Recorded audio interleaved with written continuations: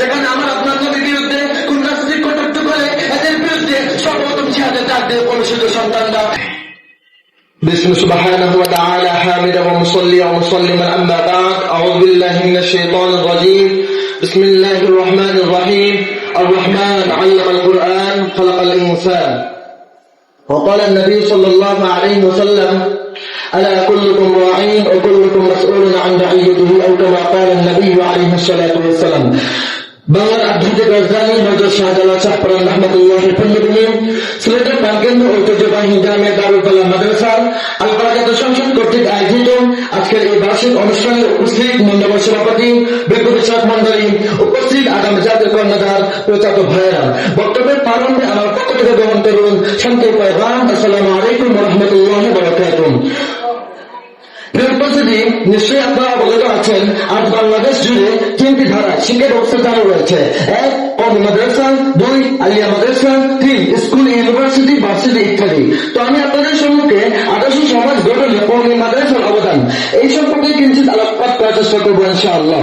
প্রিয় উপস্থিতি, একটি সভ্য শান্তিময় সমাজ গড়তে হলে সর্বপ্রথম প্রয়োজন হয় একটি আদর্শ শিক্ষা ব্যবস্থা, যা দেখাবে অন্ধকার থেকে আলোর পথ, বংশের অতল গহ্বর থেকে তুলে আনবে সফলতা লাভ করতেন।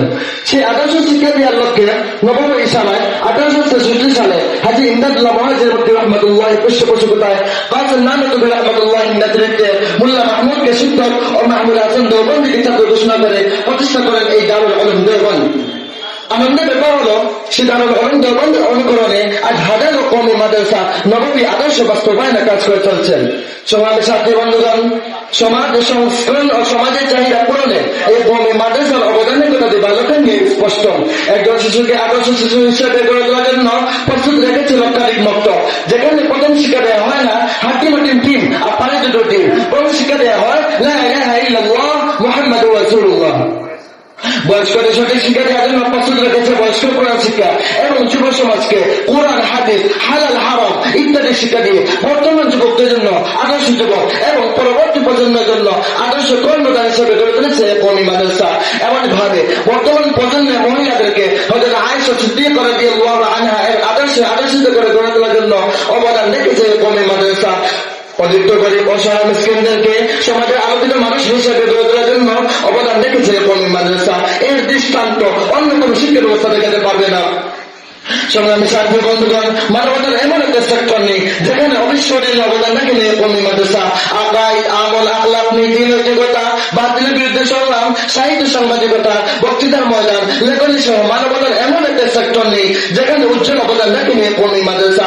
এরপরও যদি কেউ এই কওমি মাদ্রাসার অবদান দেখতে চায়, তাহলে আমরা তাদেরকে বলবো আপনি আমাদের প্রাঙ্গণে আসেন এবং তাদেরকে বলে এবং দেখিয়ে দিব এই প্রাঙ্গণ থেকে বেরিয়ে হাজার হাজার আলিম উলামা, হাফেজ কোরআন, মুফতি মুজাহিদ, পীর মাশায়েখ এখান থেকে বেরিয়েছেন, বড় মিল্লাতের কান্দারি ইমাম খতিব এখান থেকে বেরিয়েছেন, আব্দুল্লাহ ইবনে মুবারক রাহমাতুল্লাহ এর মতো সমস্ত ইমাম সমস্ত মুসলিম একটা কলম সৈনিক যাদের কথা বলতে গেলে সঠিক নজরতে বেরিয়ে আসে। কবি বাস্তবের সে বিখ্যাত কবিতা উলাইকা আবাই মাদিনা বিমিসলিম ইলা জামাআতনা ইয়া তানিল মাদারিয়া। সংগ্রামী সাথী বন্ধুগণ, এই কওমি মাদ্রাসা অবদান হলো কাসিম নানতুবি রহমাতুল্লাহ আলাইহি, মাহমুদ হাসান দেওবন্দি রহমাতুল্লাহ আলাইহি, আশরাফ আলী থানভী রহমাতুল্লাহ আলাইহি, আজিজুল হক রহমাতুল্লাহ আলাইহি এবং বর্তমান সময়ে আল্লামা মাহমুদুল হাফিজাহুল্লাহ আলাইহি সব এই প্রমুখ উলামাগণ যাদের উন্নত আখলাক ও আধ্যাত্মিকতা বর্তনে অসংখ্য বনে আদর্শ মানুষে পরিণত হয়েছে, তাদের তীব্র আন্দোলনে এই উম্মাহ, এই জাতি একটি আদর্শ সমাজ উপহার পেয়েছে।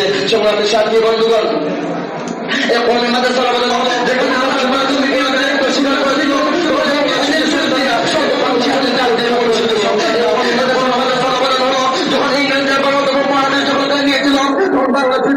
সন্তানরা নিজেদের জান মালিকের নিয়ে তার জাতিকে একটি আদর্শ সমাজ উপহার দিয়েছে। এই কওমি মাদ্রাসার অবদান হলো বর্তমান সময়টা অভিনন্দন বর্তমান নিয়ে যেসব নাস্তিকরা সুন্দর একটি সমাজ থেকে ধ্বংস করার নির্লক্ষ সাধন করেছে, এদের বিরুদ্ধে তুমুল প্রতিবাদ করেছে কওমি সন্তানরা। সবাই সাথী বন্ধুগণ, যে সমস্ত ওলামা ইকরাম তার জাতিকে একটি আদর্শ সমাজ উপহার দিতে গিয়ে রক্ত দিয়েছেন, দেশান্তর হয়েছেন, বাতিলের বিরুদ্ধে মুক্তার করে সিংহান নিয়ে অঙ্কার দিয়ে গজে উঠেছেন, সে সমস্ত ওলামা ইকরামের বিরুদ্ধে যদি অপরাধের আঙ্গুল তোলা হয়, শুনে রাখো তোমাদের আঙ্গুলকে ভেঙে টুকরো টুকরো হয়ে যাওয়া হবে ইনশাআল্লাহ। আজ যদি কোনো বলে যেখান থেকে আলিম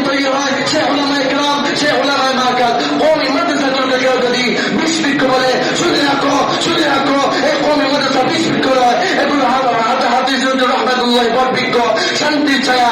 এই পদের মাধ্যমে আল্লাহর জমিন থেকে নাস্তিকবাদকে